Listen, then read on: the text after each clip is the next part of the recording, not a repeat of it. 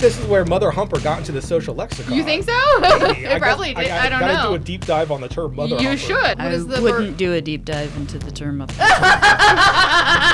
Maybe turn your safe search on. My algorithm's fucked.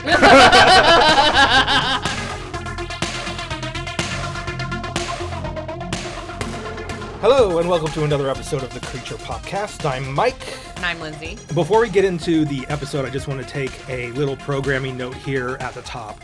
We got the idea to try out a theme month. So nothing on your end is really going to change here, other than we're going to try to pack 3 episodes in this month instead of 2.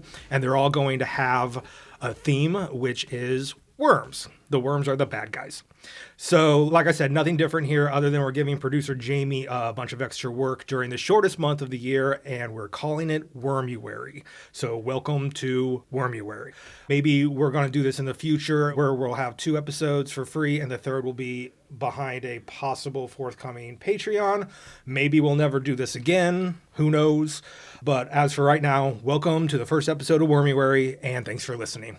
Today, we are having our first run-in with Mr. Kevin Bacon. Kevin Bacon. In the cinematic equivalent of The Floor is Lava, 1990s Tremors.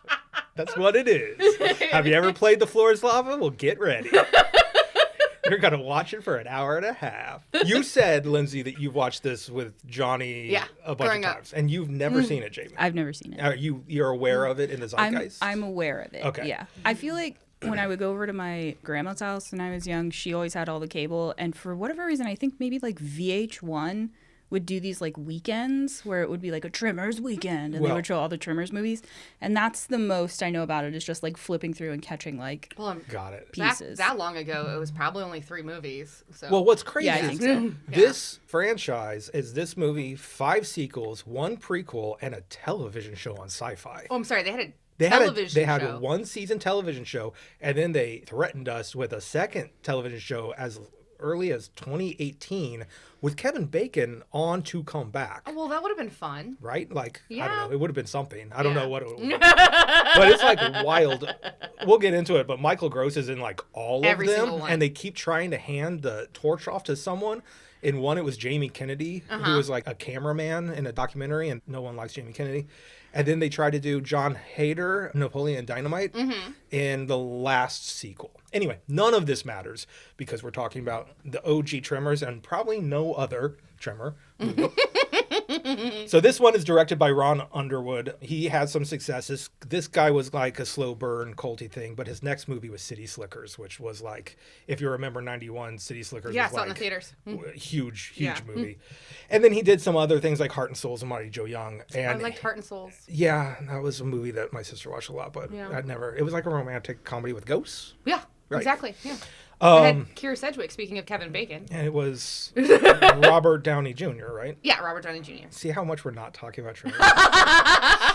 Anyway, the director then did The Adventures of Pluto Nash, which is a infamous flop with Eddie Murphy. And he has been directing TV competently across the board ever since. He has directed everything from Burn Notice to Desperate Housewives to Grey's Anatomy to Evil, just like last year or whatever. So cool. the dude's fine. That is all of my stupid beginning notes. Lindsay, hit me with Tremors. Okay, so we start in the desert. At this point, I didn't know where we were. Yeah. And Val, his name is Valentine. His name is Valentine. But it's Kevin That's Bacon. And he's like peeing off a cliff. And there's a work truck behind him, which turns out there's a guy sleeping in the back of it. And Kevin Bacon is trying to wake him up. And he pretends there's a stampede or whatever. And the guy falls out of the truck. There's some cows in the there's some cows in the desert background. cows, apparently. Yeah. So I don't know what they eat out there. I'm sure there's desert cows. There's probably desert cows. Yeah. I mean, they raise cows in Texas, and there's lots of desert in Texas. This is a very dusty movie. There's a lot of sand and dirt.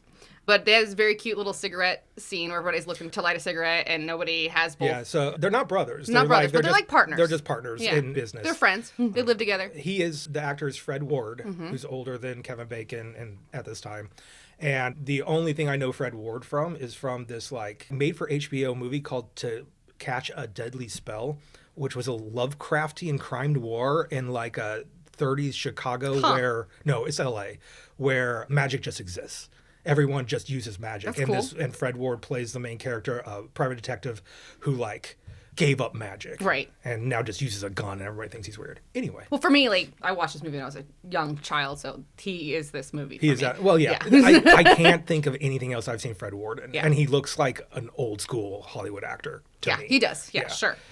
But anyway, so they have this cute little scene where, like, Kevin Bacon has cigarettes and Fred Ward, so sorry, his name is Earl. And Val. Earl and Val. Earl, he has got a little Zippo lighter, and neither one has the other part, so they have to share, you know? And then they rock, paper, scissors on who's going to make breakfast. We'll do that 100 times in this movie. So then we find out that they're, like, handymen, and they are running fence line out by the cows. They're doing a fence around the cows. Right. And then they start talking about that there's supposed to be a new grad student in the area, and then Val remembers that it's going to be a girl. Right. And he starts talking about how he wants her to have long legs and blonde hair and dumb. Yeah. There's not a lot of character arcs in this movie. Kevin Bacon has a character arc, though. Very small and it one. is having a very specific type of hot girl that he wants to fall in love with to this other hot girl that he ends up falling in love with. She Well, doesn't have green eyes. She doesn't have whatever. Blonde hair and long all the legs. things I he think wants. she's the smart girl with the brunette, but I feel like they are trying to posit that she's plain, you know? Yeah, it's Hollywood stupidity. Yeah. Yes, it is. Because when she shows up in this scene, the whole thing is she's got the white stuff on her nose. The white zinc on her nose. After they leave, she's like, oh, stupid me. I look like a ding-dong out here protecting my face. Right. So we meet Rhonda. That's Rhonda. And her name is Rhonda, and she's a seismologist, and she's getting a lot of weird big readings. She's asking if there's been any blastings or anything, and the boys are like, that's not going on around here. So they leave Rhonda behind, and they drive into town because they have a couple other jobs to do. They come into Perfection, Nevada. Population 14. 14. Oh, I missed that part. Yeah. Sorry. And it's just like a tiny little nothing town. So yeah, it's weird that this town has this kind of population, really. It's weird that this town even exists at all. Well, I think that's kind of a joke to the movie that you're going to see 14 people in this movie, and that's the entirety of this town. Yeah. Even though it's stocked with a general store, there's a couple characters that make sense, but like, well, I love how the what's general Pogo store... Stick Girl doing out here? Yeah, exactly. Yes. What's her mom running from? Right. Yeah, definitely running from something. Or her husband moved her out here and then died, and she has nowhere to go. Okay. But I love how the general store is also the bar and also the diner, and it's everything. Like it's everything. So it's one room. And that's what they're riding up to now, is a general store. Yeah, they're going to the general store. We go inside, and people are inside. And the proprietor of the general store is... Oh, I have it written down. This is what I was talking... Victor...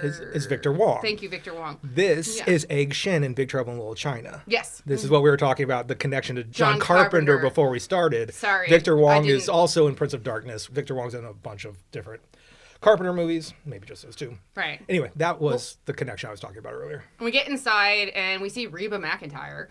This is her first movie. Yeah. No way. I didn't know Reba McEntire was in this. Yeah. She's good in it. Her name is Heather, and she's married to Michael Gross's character. Yeah. And his name is Bert. And they are survivalists. Yeah. They're talking about guns and bullets. They're buying bullets at the... Or they had them delivered to the general store or something. And Bert Gummer, Michael Gross's character, will be the lead of this franchise throughout its entirety. Yes.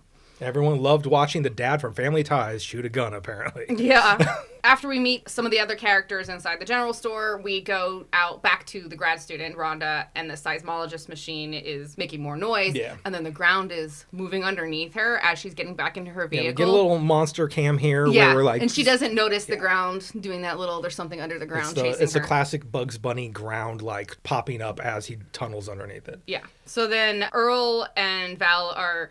going to another job site, and they're cleaning up garbage, and they have this cute little moment I liked. Yeah, well, what's funny about them is that they're just handyman for the town. Yeah. And they'll do anything. They're arguing about Kevin Bacon's character, who's more the flighty one. Yeah.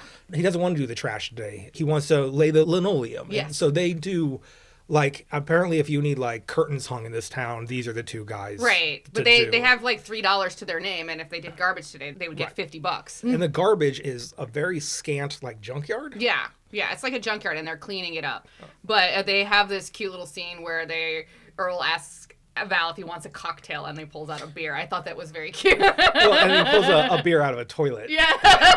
Apparently the toilet is their cooler. Yeah.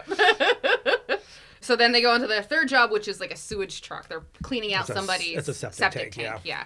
And they're talking about leaving the town. Why are we still here? All that kind of stuff. And this is Melvin is the town's like shitty teenager. Yeah, he belongs to the pogo stick family. Yeah. The boy. I'm just kind of identifying because he's going to come up later. Yeah, also. Melvin. He's the shitty teenager. He's yeah. making snide comments about them cleaning up shit. The septic tank hose bursts, rains shit all over all of them, and Melvin's just laughing his ass off. Well, that incident spurs them to pack up all their shit and leave this fucking town. Yeah, So. they're tired of this. They're going to try to get a job at Bixby, which is the next town over. Yeah, Bixby is probably the larger town Yeah. that's over. So they're driving on their way out of town with the truck all packed up, and they see a guy, like the town drunk, up like one of those power towers, like the electric towers, the minute of the middle X's or whatever. And they see him, and then they stop the car, and then they have to rock, paper, scissors about who's going to go up there and get the drunk down. How fucked up did he have to get to climb up there? And stay there, and they can't wake him up. Yeah.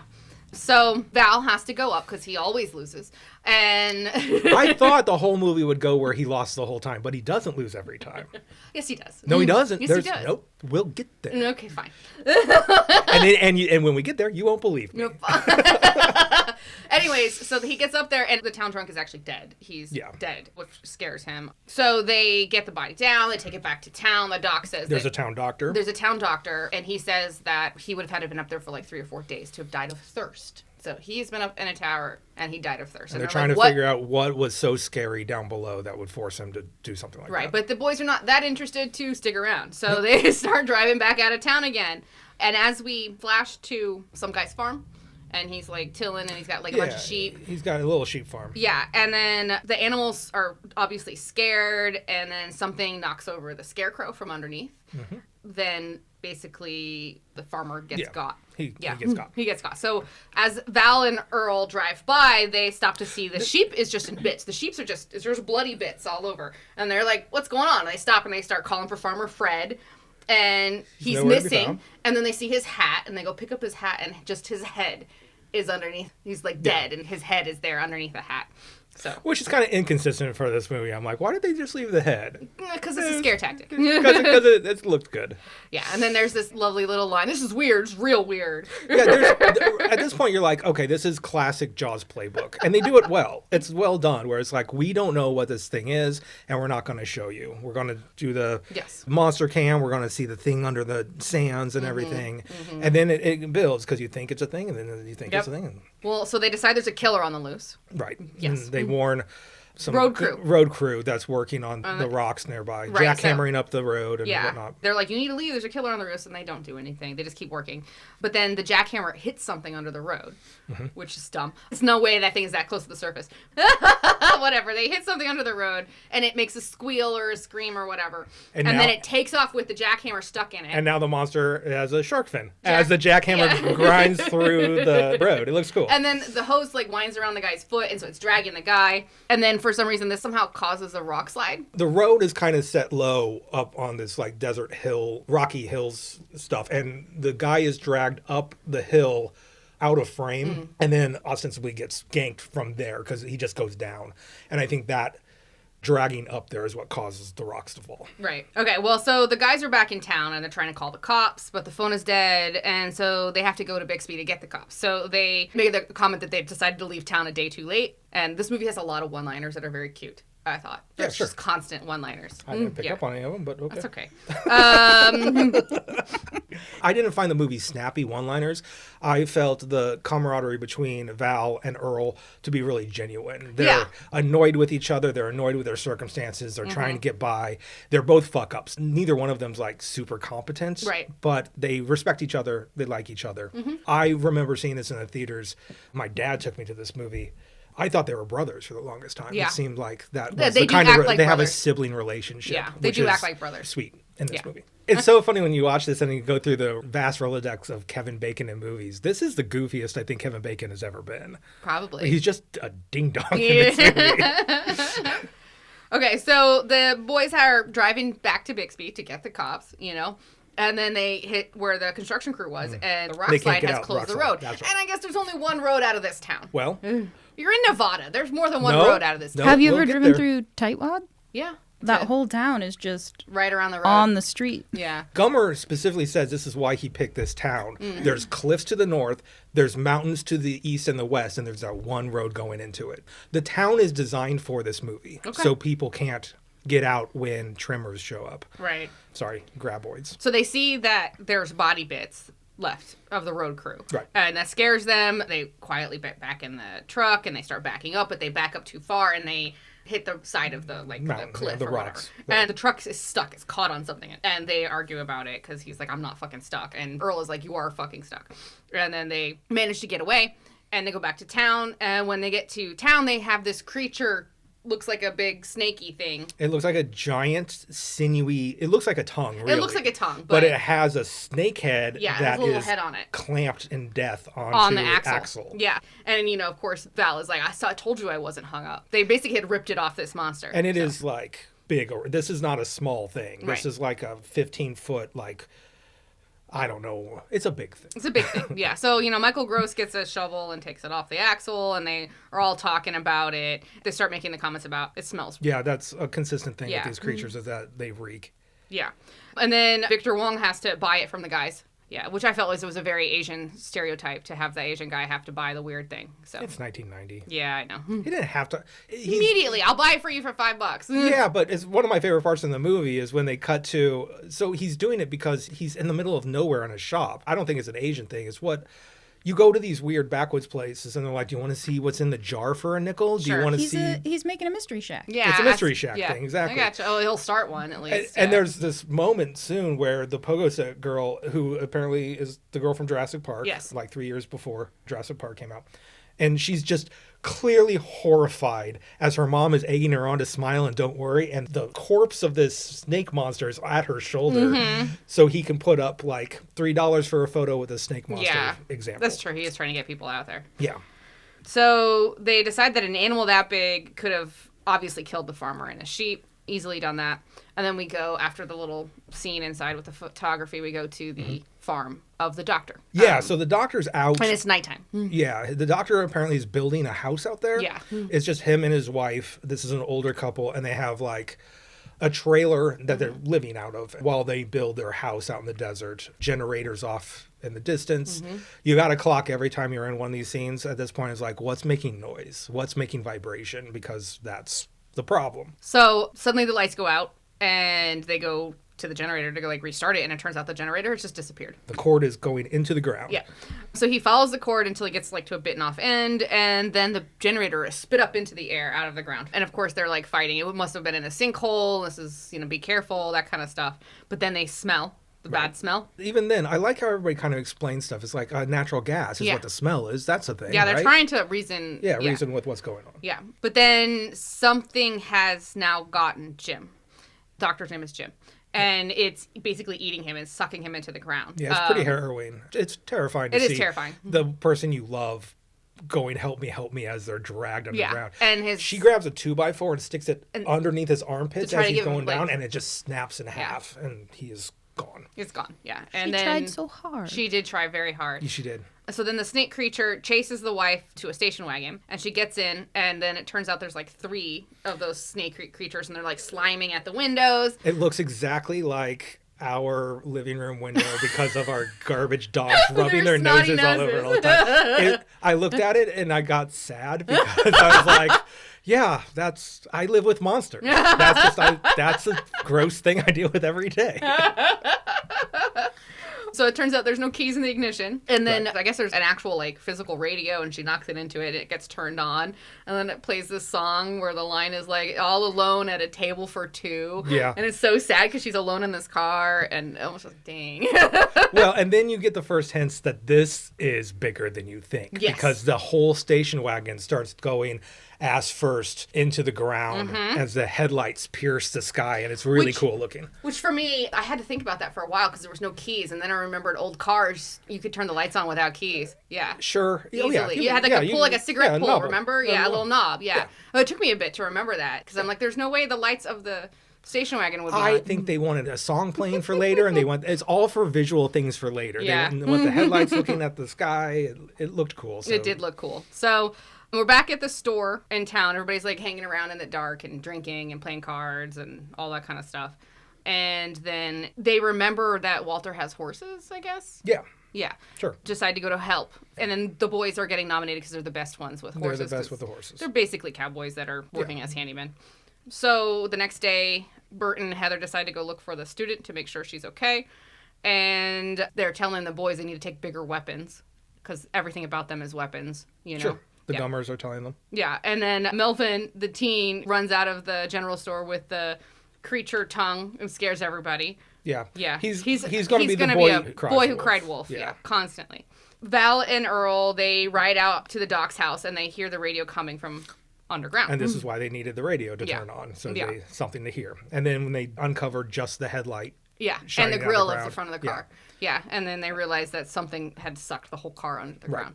And they take off, but then the snake things attack and attacks the horses. They get the horses' legs. Yeah, this sucks too. The horse death is pretty bad because this is a live horse on its side, like freaking out. Right. I hope this horse was okay. Yeah, well, then Val shoots at the ground, and then the entirety of the creature comes out of the ground. And it's got this like big beak, and when it opens its mouth, you have the 3 tongues that are the snake creatures are actually part of its insides. Now, Jamie, you haven't seen this, but are you familiar with the design of... Did you see her face? what will be known as a graboid soon. Yes. So it's like beaked.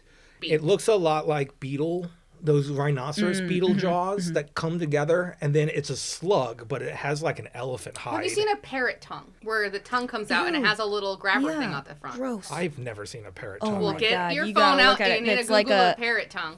They, it like opens up. Yeah, it opens up. That's So- nuts. Yeah, so there's 3 parrot tongues. That's a real thing. This is why I And don't like parrots birds. can speak. I don't like this at all. They can talk to you. So basically, I feel like it was definitely inspired by a parrot tongue, you know, because it has the beak, And then there's three Three- tongues that have... little grabbers. Little on it. grabbers. And that's- Are the tongues like sentient? I mean, they move like... Sort of like a hydra, like No, with it like doesn't have multiple any heads, eyes or but anything. it has like multiple tongues. I think it's just a tongue that's controlling it. It's like the alien little head inside the big head thing, except the big head is a beaked slug. Yeah. It's just like 3 reaching snakes. There's no eyes on these things, No. no eyes on the tongues. That would be weird, but yeah. So it starts chasing them underground, and they're running, and they jump into a cement culvert, and the creature bangs itself into that solid cement wall underground and manages to kill itself.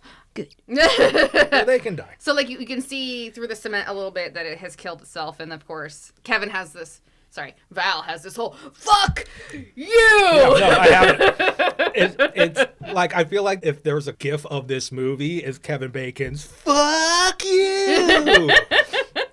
So then Rhonda shows up right then. Turn around, there's Rhonda. This is where we have the autopsy of a graboid. where Basically, yeah. She's noting the this, that, and the other. It doesn't have any eyes, it doesn't see. It's got these weird, like, spines that make it move, all yeah, over all its over its body that body. makes it go through the Yeah. ground, and that there's 3 more of them. Yes. Well, they talk about, digging it up and selling it, of course, and she thinks there's 3 more because of her seismology charts. She's like, this one was here, and then there's these other ones. So there's 3 more that are still around. And this is the beginning of, like, an ongoing thing with the 3 of them where the 2 guys bicker back and forth when she's trying to give pertinent, real information. Yes, yes. It happens throughout this movie. Yes. So they start walking, and Earl falls into a hole and screams, but it's a prairie dog. There's a lot of, like, little things like that. They're trying to scare us, but it's nothing. They're going back towards Rhonda's truck, and the seismograph goes off, and so they run for the rocks. Yeah. Because the monster can't get them through the Rock, solid rock. yeah. And then if there's a line about the live ones smelling worse than the dead ones. So they're up on these rocks, and they start thinking about origin stories of where these monsters came from. I love this. It's Yeah. one of my favorite things in this movie where they go through each character and Mm-hmm. Kevin Bacon's like, mutated by radiations. No, wait, built by the government. Mm-hmm. And then it goes to her and she's like, the scientist, she's like, no, it's probably just something we didn't see on the Fossil record, Mm-hmm. and which would make it like more than 1 billion years old. Well, so that doesn't work. And then it goes to Fred Aliens. Ward and it's just like, aliens, dude. Aliens. It's got to be aliens. Aliens. And it's this perfect little scene where the movie's like, hey guys, it doesn't fucking matter. We're never going to tell you what these are. Don't worry about it. Yep. And then you just go, okay. Cool. I Well- like to say, though, I think Fred Ward's Aliens, that seems like the most It works. Plausible. It works. For Yeah. me. Aliens. I'm like, Yep. Aliens. Good. Aliens. These Yep, things smart. are such a problem on this tiny town of 14 people. I think we would have known about them by now if they were just around. Round. Yeah. Except for Except there's sequel. 8 fucking movies, so And apparently they are. one of the sequels is a prequel, and it happened a I couple know, hundred yeah. years ago, so they were around then. And so. earlier, Kevin Bacon's like, we don't know anything about these things. They could fly for all we know. And then in the third one, they start flying. They start flying, and they called it like a powerful flatulence to fly. They fart. So here's the thing. Last night, I checked these out from our local library, and they just happened to have part 2 and part 3 on the shelves. And I'm like, here's what I'm going to do. I'm going to make a meal out of this and watch them all. So I'm watching this one, and I'm kind of like second screening, looking at the other ones. And I'm like, oh, yeah, they do fly by the power of farts. And I'm like, nope, I'm just going to watch this one now. Love that.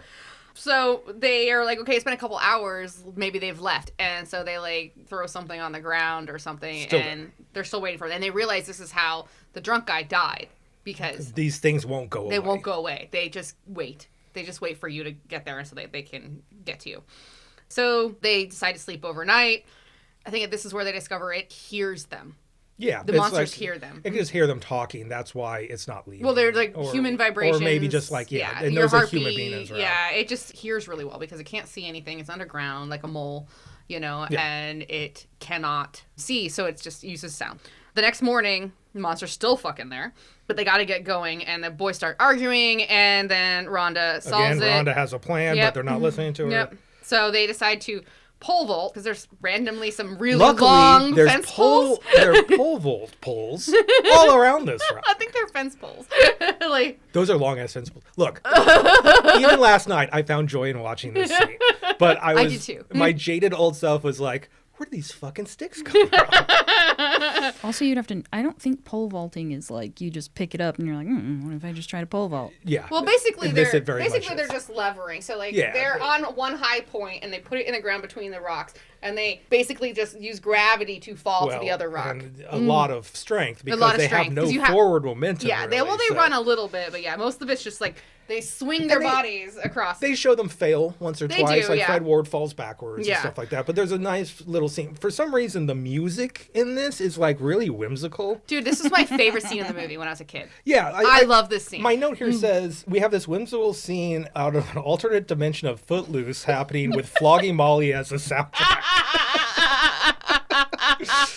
Because it looks great. It pulls back, it's in silhouette, and you see them kind of like their figures going they're just from like rock all, to and they rock. do it all three at the same time. Yeah, and it's like, it's weird. It's so cute. I loved it when I was a kid. It was one of my favorite scenes. All right, so they get to her truck, and they have to have a plan. We have to do this really fast, because as soon as we get to that truck, it's going to hear us. And so they jump into the back of the truck. Of course, immediately the monster attacks.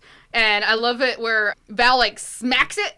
He just smacks one of their little tongues with his hand. He slaps it. And then, so Rhonda's, like, somehow driving the truck with only her upper body inside. I don't know how she did that. This is wild. Yeah, so She crawls through the little back window of the truck. The boys are fighting the bed of the truck. She has planked through the back and has the truck started and is basically just holding down the accelerator. Yeah. Maybe Yeah. she's got her hand up steering Yeah, a well, little bit, but there's a nice little comment of, I need help once they get away, So we're back at the general store, and Walter is trying to get a signal on the CB radio, but he can't get over the mountains. And then everybody else is trying to figure out a name for the monster. Yeah. They decide on graboids. Eventually they get the graboid. Yep. So then they realize that the graboids are coming right for them, and they got to get out, head for the mountains to solid rock, right? We realize that the young girl is missing. Fucking headphones on, pogo sticking her heart out. Yeah, and Melvin's like, oh, she's just down the street. She's fine.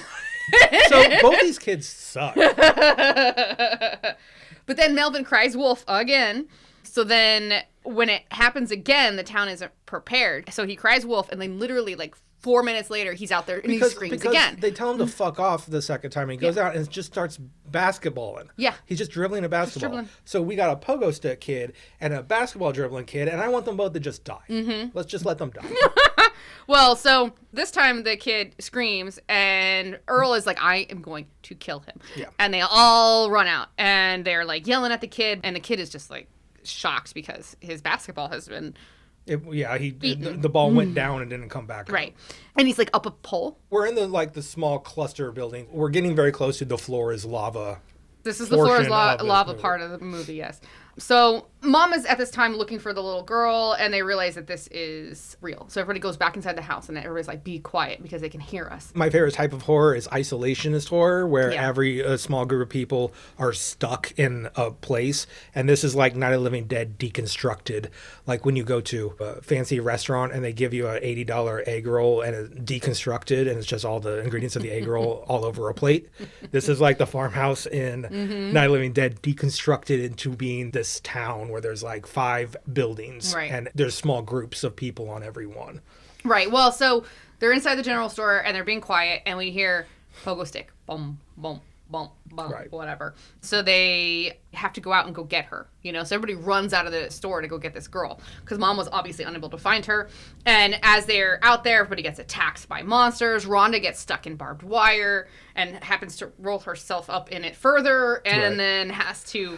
This seems weird. Val saves the pogo sticking girl, and then Val grabs a pickaxe and attacks the monster that's attacking Right. Rhonda, and then goes over and tells her she has to take her pants off. Right. So because she's basically got her legs wrapped up in barbed wire, which is attached to a fence post, which is being drawn into the... So she's basically just being dragged into the ground. Yep. And so she needs to take her pants off in order to and I thought, oh, this is the part in the 90s movie where it gets gross. But it's not. It wasn't that bad. It was practical. I honestly really think that this movie's very practical about doing stuff. And maybe they wanted her to look like Ripley from Alien for like a hot second. Because Maybe. it's not gratuitous or salacious. She gets pants immediately. Not in the long next after. scene. I mean, there's a scene where Kevin Bacon's character is like putting iodine on her wounds, But it's not like... and they have that eye contact It's not a thing. lingering camera or anything. No. It's just more of them falling for each other, which is Right. unnecessary. Walter gives her pants and shoes, and so they're in there. They're all being quiet, but they're doing their normal stuff. And then the pop cooler kicks on. This was set up in the beginning where the soda pop cooler, which is this massive freezer sideways on the floor, when it turns on, it's got this hellacious noise. It's the compressor inside. Yeah, and the general store guy was talking to Earl and Val, hey, can you fix this? Because they're the handyman. Yeah. So this is the payoff to that. Right. It kicks on and is they're vibrating. Everybody's running to turn it off, but by then the graboids have heard them, and then so everybody's climbing onto the shelves and decide to escape to the roof because the floor is all being pushed up. This is real fun. Floor is lava. I love floor is lava, man. They're all climbing the shelving around the walls. There's a ceiling hatch to the roof that they're all heading towards. And Rhonda is on the middle freestanding shelves, and as she's going across them, the graboid pushes over, so the dominoes of the shelves are chasing her, and she doesn't make it. Yeah. She ends up falling through a glass window on the opposite side of the building. Right. So the Fun boys little are up scene. on the roof, Yeah. and then they rush to the end, and they look down, and there's no Rhonda, but then realize that she's perfectly capable, She's fine. and she's getting climbing up and just climbing up. She's there climbing herself. up the water tower. The teen boy Melvin then starts yelling, "What's going on?" And they're like, "Quiet!" And So then, Melvin's on the roof over on a shed. She's metal shed. on a water tower. They're the proprietor and the boys are on the... and the Walter, the There are- proprietor, actually is already dead. He died downstairs when the That's pop machine right. got. So Yeah. it's actually Miguel. Yeah, Miguel. There's a handful of characters that I'm like, I don't remember who you are. Right. That aren't established real well, but they're basically graboid fodder. Right. So I'm 'cause just saying, and the mom and the daughter, I believe, are... they're in their own house. in their own house. And then there's the guy on the streamline, the trailer. Oh, yeah. Vernon, I believe is... No, I don't think it's Vernon. I think it's something else. Fine. I guess somehow the CB radio goes off, so they bring the CB radio with them? No, they actually hold Val upside down Oh, by his ankles so he could reach in and get the CD. I missed that. It's kind Sorry. of cute. Yeah. And it turns out that it's Bert trying to contact them. Right. Reba comes back into his man cave and is like, "Hey, there's something weird going on in town. Everybody's on the roof, you know?" Yeah. And So this is like a cinder block basement. Yeah. And the Gummers, of course, would have their homestead on the highest points, so They they do. can actually look out and see the town down below. Because of course they would have and the it's high just ground. covered in weapons. This Yeah, room. well, yeah, we'll get there. I love that swing of the camera. We'll get there. So Val tells Bert and Heather that they need to get on the roof because these monsters are way bigger than they thought they were.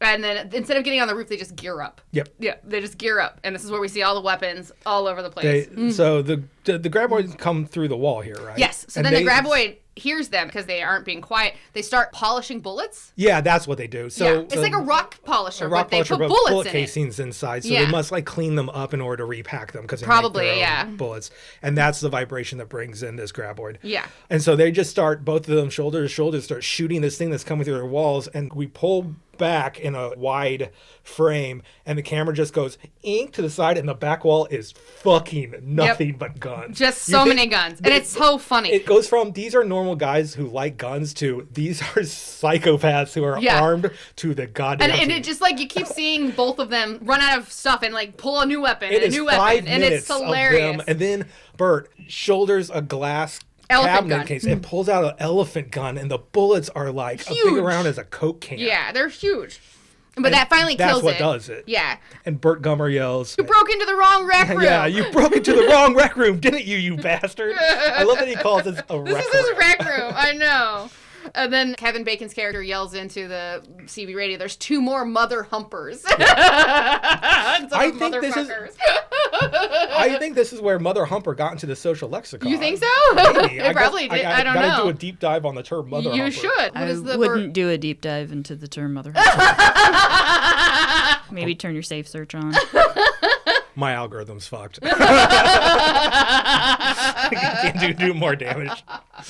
So then they're up on their roof, right? And they're trying to shoot the monsters that are like circling, and the elephant gun doesn't work through dirt. You can't shoot through dirt Yeah. effectively enough. Yeah, so we know that they can't just immediately kill them all right now with that gun. So we're back in town, and the creature is feeling out the building, and they're like trying something new. This is where we establish that every time you do something to these monsters, they get smarter. They get smarter. So now it's not even like vibration stuff. Now they're like, oh, I know where these things are. And they start like basically feeling out the foundations of these buildings with Yep. their tongues. Yep. And this is when they realize they start filling out all the foundations, all the buildings, and they shakes the buildings, and you can actually see where like the foundation is getting messed up because the roof of the building starts to wave. Yeah, it's a really cool scene where it's like the walls of the general store are still solid, but clearly load-bearing walls inside have fallen apart. So the middle of the roof is just like water Like almost. water, and yeah, the it's 3 of interesting. them are up there just like can't hardly stand on it. And when the monster is investigating the trailer, where Nestor, which is his name, Nestor. Okay, fine. Yeah. He'll always be Vernon to me. Knocks over the whole trailer because obviously there's no foundation, and then he tries to like stand on a big tractor tire, but the Which monster is gets him silly. because that's dumb. Yeah. He's just so scared he can't think. Yeah. And the monster gets him. So Nestor's He dead. actually lays back on it, and a tongue goes up the middle of the tire and just folds Pulls him in him, half yeah. and pulls him down. Yeah. So then everybody's like talking about getting to the truck up at Heather and Bert's. You know, Yeah, so they have can- a Jeep. They can go pick them up and they can get out of town. But then the monster goes after the truck. Now It's the only they've vehicle learned- that could go through the mountains. Yes. So now we have the monsters have gotten smart enough to take out the trucks. Yep. So then they make a plan to use the bulldozer. I love this thing. Yeah. They call it the cat. In cat. my head, I know what a caterpillar looks like. When this caterpillar shows up, I'm like, that is a huge machine. Yeah, it's a big They machine. call it 30 tons, and I'm like, what kind of caterpillar is 30 tons? It's this one.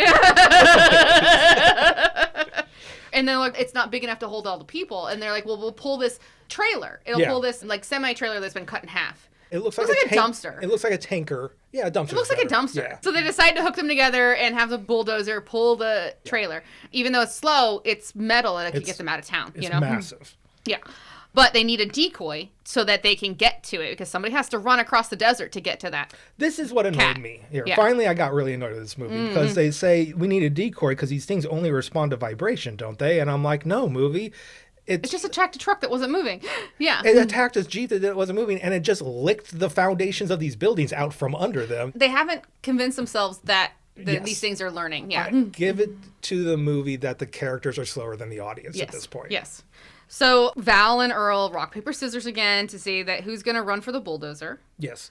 There's a previous rock, paper, scissors over weapons that Val wins. Okay. And I know it doesn't matter now. And I know you don't necessarily believe me, but I told you there was one. I And I'm missed going it. to make a GIF out of it and send it to you when you least expect it.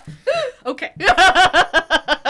Anyway, so of course Earl wins And he's like, I'm going to run. And then they have this plan to use the mower, the little tractor is what they call it. But it looks like a riding lawnmower. It's like a John Deere type of thing. That Walter had to turn it on. So Miguel climbs down the building and ties up the steering wheel to like turn it on to like have the graboid chase this mower while Earl runs across. So they do all that. And as it's going, Val elbows Earl in the stomach and takes off instead of Earl going. Right. So he's younger. He's faster. It actually makes a little bit more sense. It does, but Earl wants to be the He's bait. also, throughout this, watching the kind of like eyes that Val and Rhonda are giving each other. And I think Earl's more like I have less to lose. Sure. Absolutely. The vibe. So then the mower wrecks and stops moving. And they tell Val to keep running. But the graboids start running after Val. And so then they tell him to stop moving. And again, now it's red light, green light, and it's really annoying.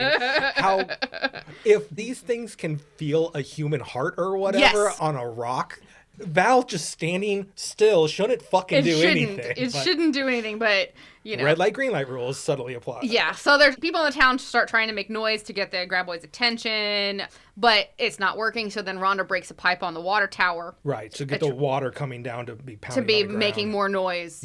So that the graboid will leave Val alone and come back to the town. So that worked, and Val was able to get to the bulldozer and hook it to the trailer.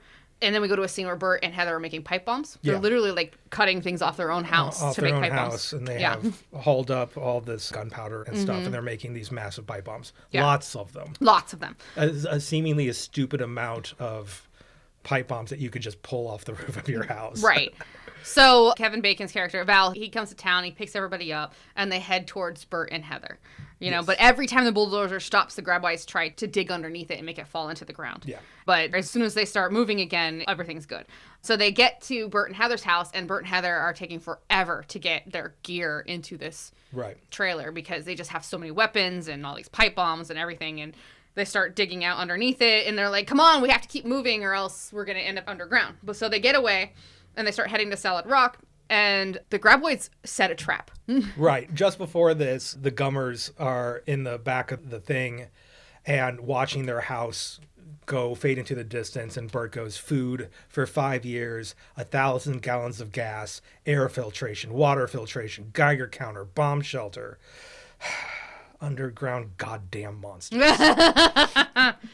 But the graboids now have set a trap. So basically they dug a sinkhole under the trail that they're taking, but they kept the surface dirt. So as soon as they hit it, the bulldozer falls into the sinkhole.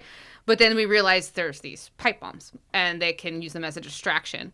And I like the line where he used a few household chemicals in the proper proportion is how he made them. Because they asked him how he made them. And and also sawing off apparently every PVC pipe in our entire house. Yep. Because there's like 50 of them. So they make a plan to run for it, but to first scare them off with the pipe bombs to get to the rocks. So they throw pipe bombs in one direction and run, basically. And what I really like about this is the pipe bomb is so concussive that it forces these graboids to turn and run from it. So it's like not just like scaring really them loud. off. It's just like the shockwave makes them just shoot off in a different direction. Right. So they get to these rocks, but then they start fighting because they realize they have nowhere to go and no way to get there. Right. You know? So, of course, they're going to be fighting. They're looking at, like, starving on these rocks. But then they decide to go fishing with the pipe bombs. Yep. So they tie the pipe bombs to rope, and then they throw them out there, and they kind of drag them across the landscape until a graboid grabs it. It's literally fishing. And so the first one sucks it down.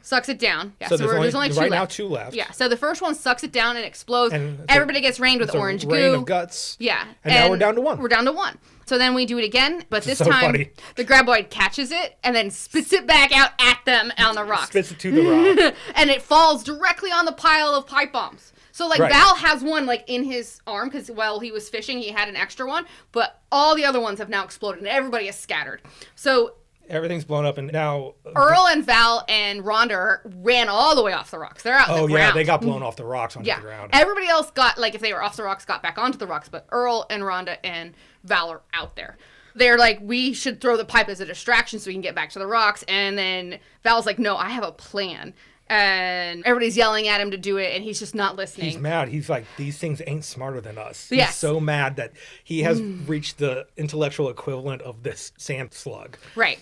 So it's kind of sad. It's funny because, like, Val takes off running, and the other two chase him because he's like, gotta light this thing, and he doesn't have a lighter. He's doing that whole thing, and of course, Rhonda actually has a lighter this time. Rhonda has a lighter now. Yeah, and like they keep running and they're trying to light this pipe bomb and they get to the end and it's basically now a game of chicken. So Earl and Rhonda have run off and it's Kevin Bacon staring down this. It's Kevin Bacon, a graboid coming straight at him, and a cliff right behind him. And he's holding on to this pipe bomb still. Which they've clipped the fuse down to almost nothing, trying to make it like timed correctly. Right. So then what did they do with the pipe bomb? I missed this part. What do you mean you missed the part? This is your job.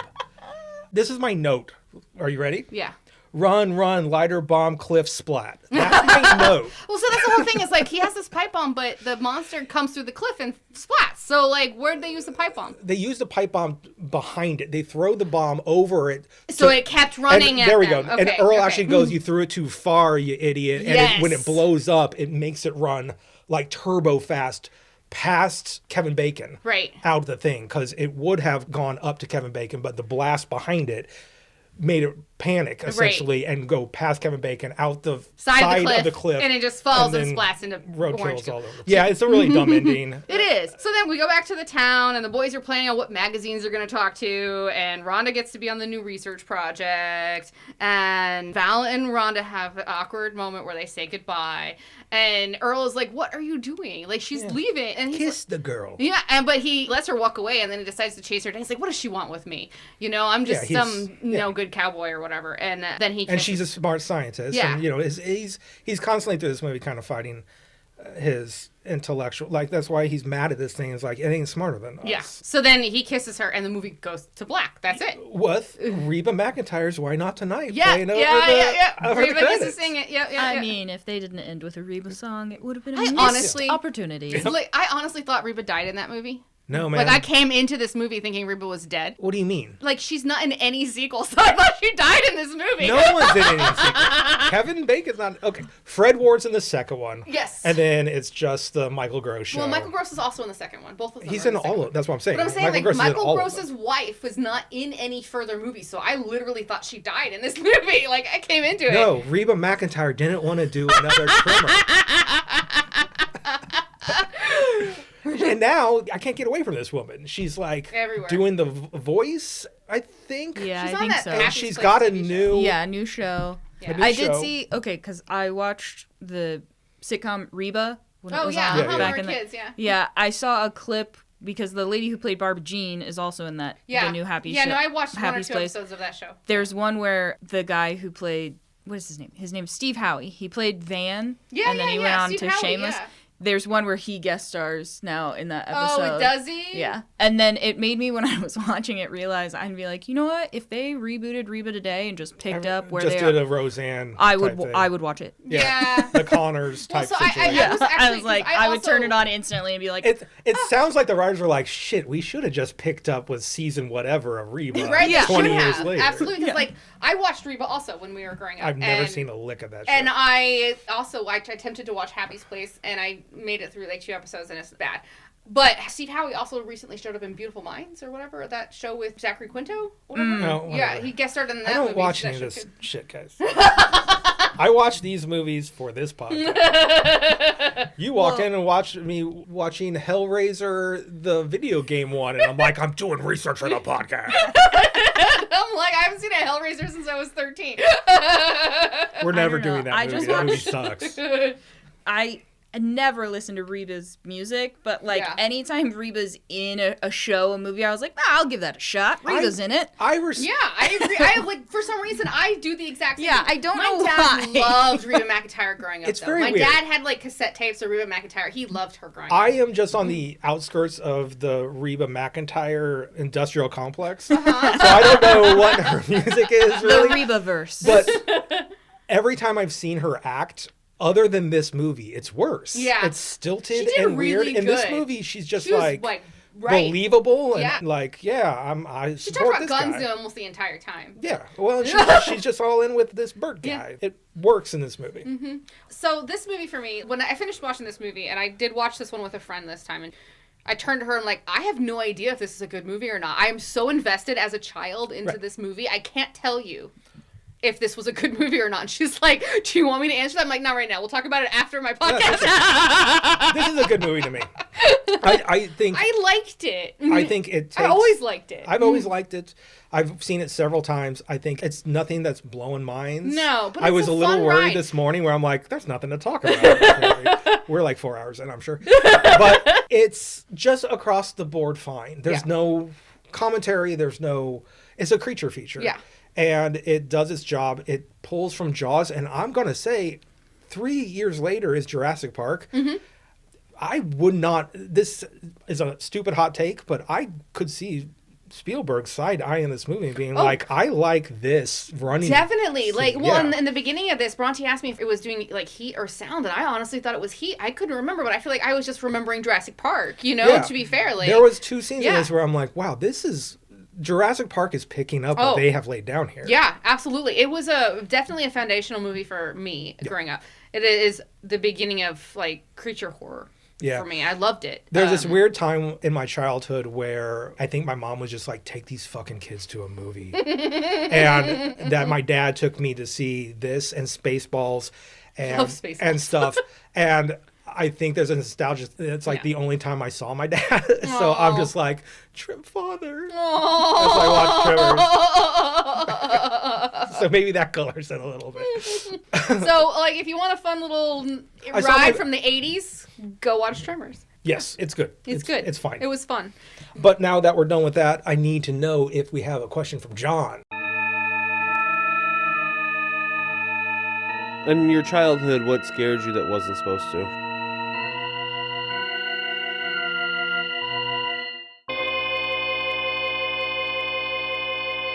Does that count with the monsters under the, like, any part of my body dangled off the edge of the bed? I think so. Because, like, that was, like, all the way to adulthood for me. Like, seriously, could not have a piece of my body dangled over the edge of the bed because something would grab it. I was afraid of everything as a child. Everything. We got a color TV. I know that sounds like I'm an old person, but that was a thing in like the early 80s when you got a color TV. Yeah, no, I remember getting the color TV. I was like 5 years old. Yeah. And it was this huge cabinet thing. And the first thing that was put on was the beginning credits of a show called Tales from the Dark Side. Oh, yeah. Uh-huh. And I mean, the simplest and stupidest answer to this was zombies. I had a really fucked up relationship with zombies my entire life because I watched what I think we'll do an episode on, Return of the Living Dead, at a very young age, which is ostensibly a comedy. Right. A black comedy, but it wrecked me, like, up at night, mom going, shut up, these things aren't real. That's how we got another episode we might do in the midnight hour, a made-for-TV, I'm excited about that one. like, just Halloween candy-coated Musical. zombie. It has one musical scene. And I won't watch it. Can't wait to watch this one for the podcast. Yeah. She actually taped this off the television because it was like a toothless zombie movie. And she's like, look, these are the good zombies. And I wasn't having it. And so, yeah, I don't know where the switch flipped in my brain where I'm like, I'm afraid of everything to like, monsters will be my whole life. Well, I feel like that's definitely a thing for anybody who loves horror or even like amusement parks. When we're young, it's fear. Like, I was afraid of roller coasters till I was 13. I would not get on them. They terrified the shit out of me.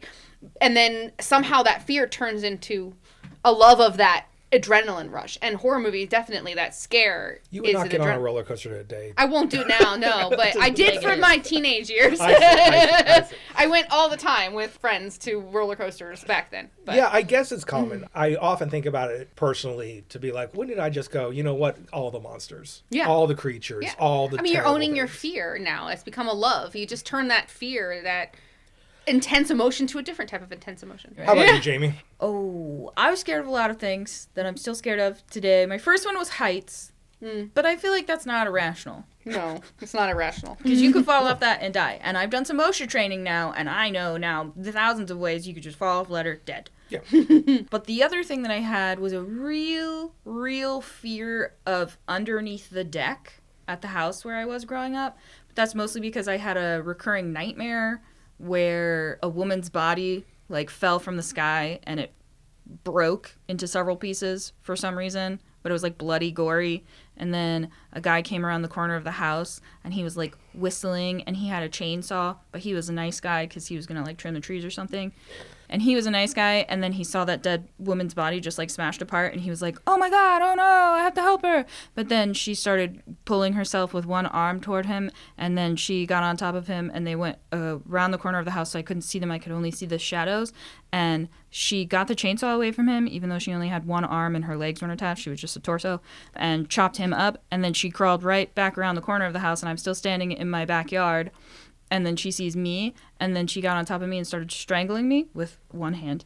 I don't know. So then I was like, I gotta pretend to be dead. So I pretended to be dead. And then she pulled her body underneath the deck where I couldn't see her anymore. And so then, even though I knew that wasn't real and I invented it, anytime I had to go out to like take the dog out at night and I couldn't see underneath the deck, I was so worried that like an arm was going to pop out from underneath the stairs.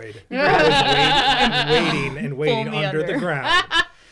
No matter how long it takes to get you. Hey, I feel like you saw some crazy horror movie when you were a kid. That's a fucking bonkers dream. And it was recurring. I had it over and over and over and over, and that woman always crawled underneath. That's a lot. When I was growing up, I also had this fear that someday, especially at night in the dark, something was going to come up behind me. So, and I spent a lot of time camping. I was a campfire girl. So I spent a lot of times around a campfire with a fucking woods at my back. And I remember the worst part was I remember going to a sleepover in early middle school age at somebody who lived out in the country and jumping on a trampoline in the dark. And like it was like woods like 3/4 around this trampoline. And I was more afraid jumping on this trampoline in the dark at this person's house I had never been to before this night than I had ever been in the woods around a campfire, growing up. But you were friends and stuff like that, right? Well, the girls were with me on this trampoline, but I was still afraid that, and her parents were probably like 30 feet away, maybe, like up at the house or something. But it was still like, the woods are at my back. It was too dark. There wasn't enough light. And so to this day, like, I don't do well with the dark at my back, at all. My recurring dream that I had over and over again growing up was my dog woke me up to be let outside, which never happened. But I got up and let Stash outside. And in my childhood house, that put the doorless basement steps to my back. And I hear a noise in the dark. And I turn around and I go, hello? And there's a gun flash and a bang, and I wake up. Wow. I have died so many times from somebody shooting me from the basement. And I don't count that as an irrational fear because, one... You die in your dreams all the time, Michael. I do. Well, and two, when I woke up, I was like... Ugh. It was like annoying rather than being afraid of it. I think we answered it. I hope so. Thanks, John, for that existential terror. Childhood trauma. A little relitigating our past. So you guys have just experienced another episode of the Creature Podcast. Thank you for listening to the first episode of Wormuary. Yep, we've got 2 more worm movies to go. What's our second of third worms? The second episode is going to be Night of the Creeps from 1986. That's it. Coming out on Valentine's Day. It is a love movie. It is about a fucking idiot who doesn't understand what love is. It's kind of a dumb love movie, yes. It's the dumbest love movie. Okay. I want to thank our producer, Jamie. You can find her at cherrystreetstudios.com or at cherry_street_studios on Instagram. Thanks to Kevin MacLeod for all of our music. All of our art is made by Lindsay and myself. You can see all of that and all of our episodes. And there's stickers there and t-shirts there and chain wallets there at creaturepop.com. Well, now I gotta turn on chain wallets. I don't think